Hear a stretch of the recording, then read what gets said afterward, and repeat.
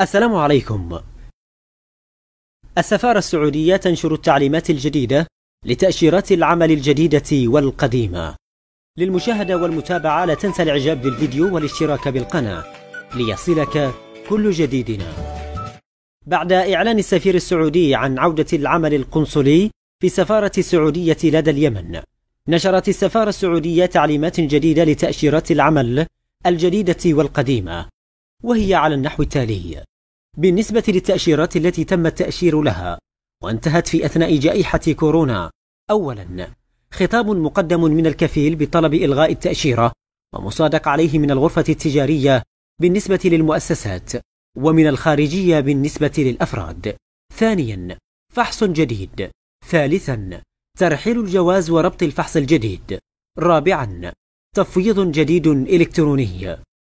بالنسبة للتأشيرات التي لم يتم التأشير لها في أثناء جائحة كورونا، أولا، فحص جديد يتم ربطه بالترحيل القديم فقط. ثانيا، تفويض إلكتروني مفعل بالترحيل. وبالنسبة لتأشيرات الزيارة العائلية التي تم التأشير لها أو لم يتم التأشير لها، تم إلغاؤها من قبل النظام بالوزارة، وعليهم تقديم طلب جديد عن طريق موقع وزارة الخارجية التأشيرات الإلكترونية، وسوف يتم إبلاغكم في حال تحديث أي جديد من قبل الوزارة، متمنين للجميع التوفيق والسداد.